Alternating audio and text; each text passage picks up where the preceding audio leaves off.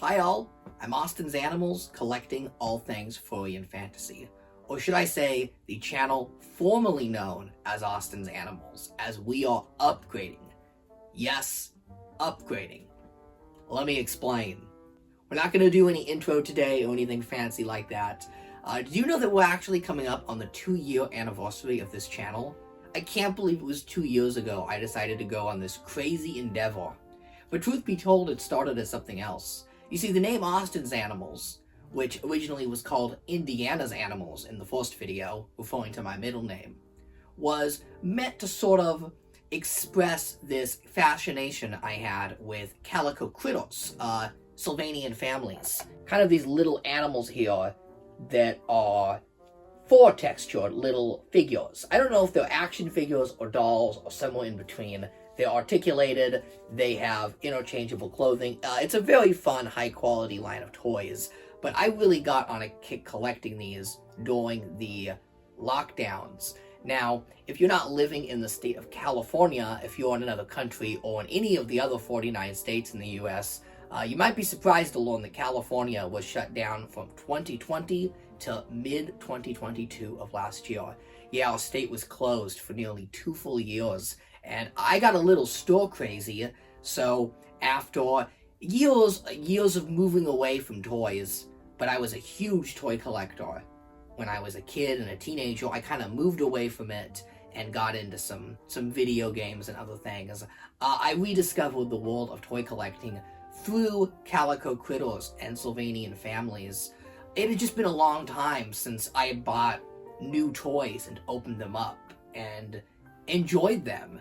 And it was so much fun building that massive town. You may remember my most successful video still is that insane calico critter Sylvanian family build I did, where I got so bored during one day of the lockdown, I literally took all the furniture out of my bedroom and built the most big, insane calico critter town ever conceived. I mean, it really was crazy. It was sort of an amalgamation of calico critters, Sylvanian families, and all the other kind of bootleg-like felt animal figures. But those toys inadvertently got me back into toy collecting. I mean, it was only a matter of time. I come from a huge toy family. My mom is a huge doll collector. My dad has a massive movie media and action figure, basically empire. He collects a little bit of everything. Star Trek's kind of the focus.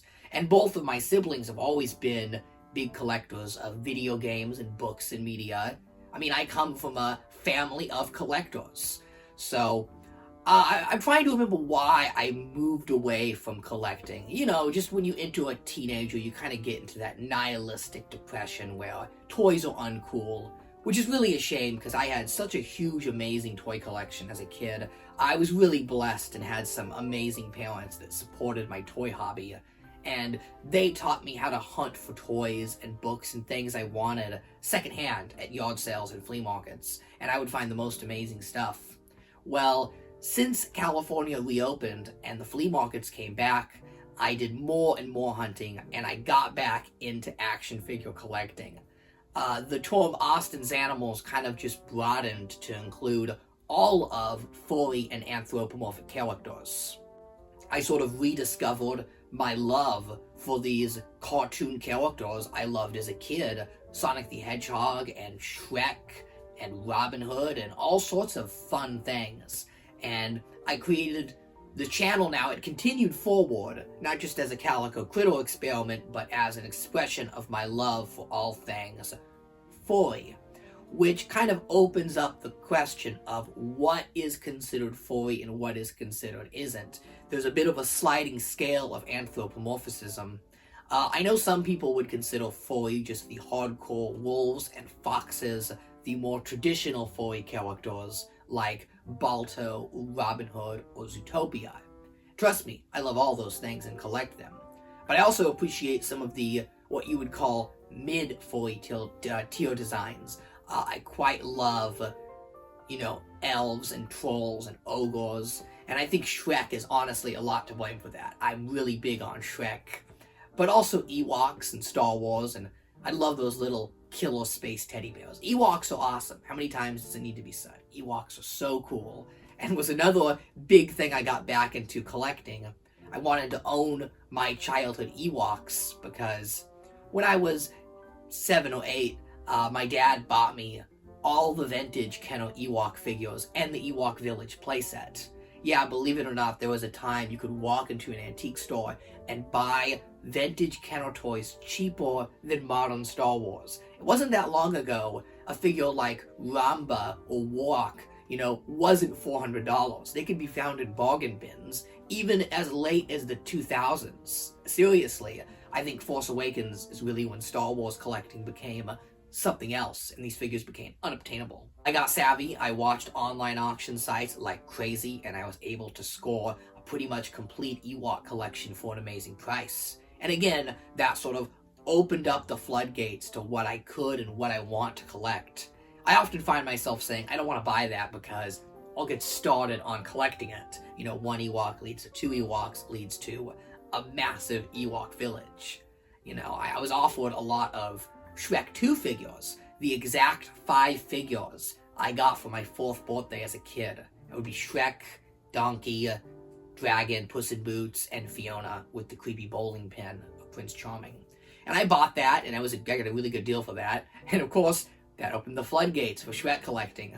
So I know this channel started out just as Calico Critters, but would eventually encompass all of Furry, and by extension, all things you could consider cartoon, animated, and non-human.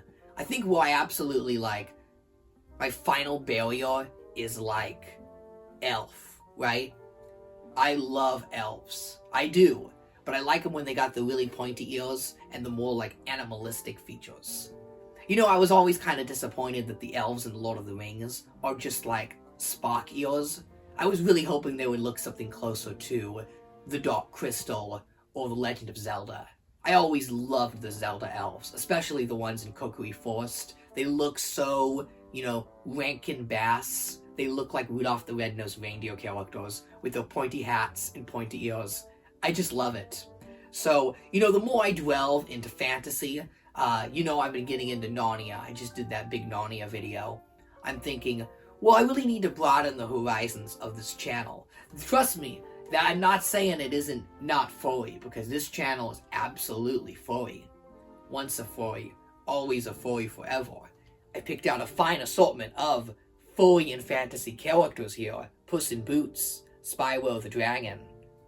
But I just wanted a more general name to make the channel a bit personal. Earlier videos in this channel were very scripted. I was in a full fursuit, sort of talking to characters and battling creatures. And I had this big plan that there'd be some sort of large storyline, like I was the AVGN or something. But truth be told, it was a lot of work. And I think the reviews and items I talked about really spoke for themselves. They didn't need all that extra fluff. The past few videos I've been doing, while I'm just kind of sitting here with my collectibles, have been overwhelmingly popular. I've gotten such great feedback on those videos, and I'm very thankful for all those comments. So I was thinking I wanted to make the channel a bit more personal, and just focus kind of on me, this crazy man with his weird goat ears, But hey, I'm the goat, right? I'm the goat. Talking about fantasy and furry figurines and books and media. And that's what I do on this channel, is I just highlight all this weird, amazing stuff I have. Because it really came from, past the Calico Critter stage, I got back into collecting this furry fantasy stuff. And I wanted to find a resource out there for this type of things. I know a lot of people collect Renaissance stuff, especially Lord of the Rings. I mean, Lord of the Rings collecting is hugely popular, all that Middle-earth stuff. But I really wanted something that was more in tune with furry and fun. Again, I'm not dissing on Lord of the Rings. I understand it's, the creme de la creme of all fantasy, right? But I like fun and toon fantasy. I enjoy Shrek and Narnia, and I love talking animals and fun fantasy, I think I'm much more Rankin Bass, The Hobbit, than I am Lord of the Rings. You'll understand that, right? But there's no really resource for collecting this type of stuff. There are large resources for individual topics, like collecting Rankin Bass specifically, or collecting, Lord of the Rings, but there's no big repository on a lot of those great franchises that get lost in the middle. I have Redwall here. Now, Redwall is an amazing book series about animals in a Renaissance medieval world. It's an epic fantasy adventure spanning over 20 novels, and it had an animated TV series by Nelvana. Yeah, Nelvana. It's even got some Lucasfilm connections, but no one talks about Redwall.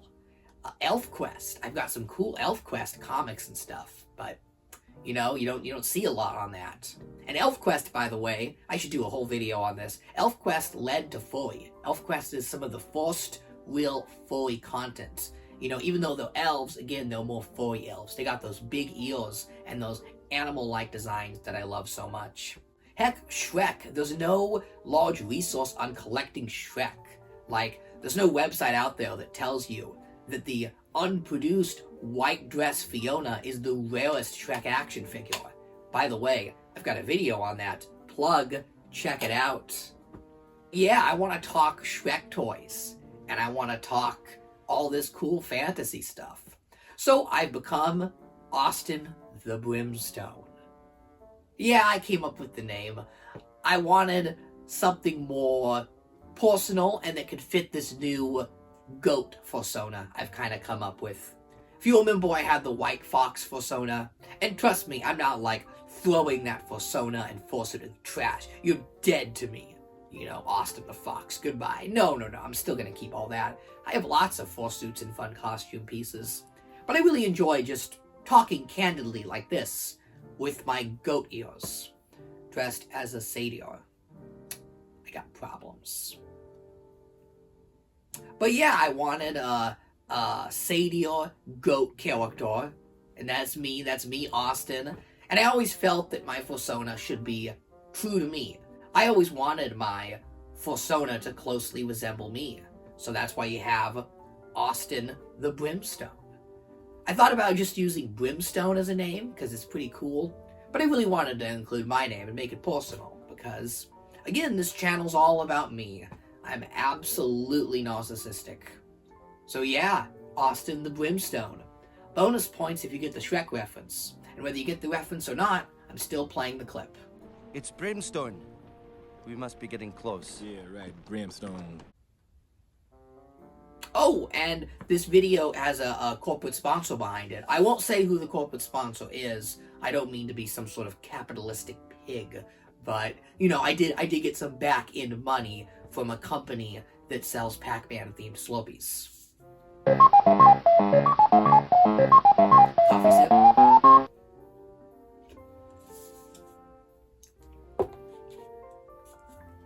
Delicious sponsorship, comrade. I've also got some fun fantasy items here I decided to simply put on display that I felt if I picked, some items that represented the channel best, this is what I went with for my aesthetic. So we've got some of the Redwall books here, and I've got a lot of reading and reviewing to do with these, but I'm going to get to them, trust me. I've got a Spyro the Dragon pop vinyl. I am not big on pop vinyl, but I am big on Spyro the Dragon, and I don't have that awesome action figure that came out a few years ago. So this was an antique store find, and he'll just have to do for now. That'll do, donkey. That'll do, donkey. That'll do.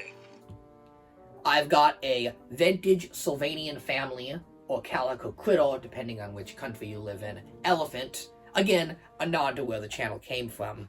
I'll always have a respect for calico critters, not just because they're a really, really nice action figure toy line that's better than most licensed toy lines, but because it reintroduced me to toy collecting. This started out as calico critter collecting. That was the real heart of the channel, and that got me back into toy collecting, and also into that fully, again, old world aesthetic that I have come to appreciate. I've got a plush of Puss in Boots from Shrek 2. I just wanted to pick some nice Shrek pieces. I've got a Shrek 2 PVC figure of Shrek. And by the way, I watched I bought the Shrek Blu-ray box set in anticipation to Puss in Boots: The Last Wish. I watched the movies, and they were great, you know? There's a lot of jokes you don't get as a kid. That as an adult, you're like, okay, this movie's pretty brilliant. There's some really good jokes in these films. And I had an idea that The Last Wish would be kind of good, because that first Puss in Boots movie by Guillermo del Toro, I always felt was really underrated. Selma Hayek as Kitty Softpaws is amazing. I mean, I would listen to that woman say anything. I think she has the most beautiful voice of any human being in the world. I am not kidding. Selma Hayek's voice, I just completely melt. It is an amazing, amazing voice. And you put that voice on a talking cat and with like fluttering eyelashes, and I'll just watch all day. But also because it's a pretty good action film. But I did not anticipate that Puss in Boots: The Last Wish would be, in my opinion, one of the greatest animated movies ever made. And I don't say that lightly. I really do think that film is unbelievable. I know it's still fresh and on people's minds, and people are just buzzing about how it was better than expected, but I think it will kind of age a bit like Zootopia did, right? Zootopia came out, and people were like, hey, this is a lot better than I thought, you should go see it. And years later, it is now revered. I think Puss in Boots: The Last Wish will be looked back upon as a comeback moment for animation. It really is that good. And a comeback for Shrek, because it kind of takes the elements of the first Puss in Boots movies and combines them with the world of Shrek. Hey, this is now a Puss in Boots movie review. Bet you weren't expecting that. Again, it's a totally weird random video, right? Just to let you know that I'm Austin the BRIMSTONE. Austin the BRIMSTONE. I've also got this really cool goat sculpture here. It's either a goat or a desert bighorn ram. It's probably a desert bighorn ram, to be honest. But, you know, I don't really care about what particular type of goat my character is. He's just a goat, okay? He's the greatest of all time. The goat. I mean, do we care about my goat character? Do people want details on that? Is that a video I need to make? Do you need to know the life of my goat character? Well, how about, he licks minerals off of walls, like goats do. How about that? He licks the minerals off of walls. That's the first canon detail of Austin the BRIMSTONE. He likes to lick the mineral off the walls like the goats do. Were you expecting my character to be some sort of powerful king or knight? No, he's just me. He just collects figures. Again, the truest version of myself. Oh, the final thing I've got here is a flea market find. Probably my favorite flea market find in a long time. A 3D printed mermaid elf. Yeah, you heard that right. Mermaid elf. I went towards this on the table because it looked like a 3D print, and I'm always interested in 3D printing. I think it's cool. I want to print things one day. And I picked her up, and I'm like, wow, this is a really beautiful mermaid.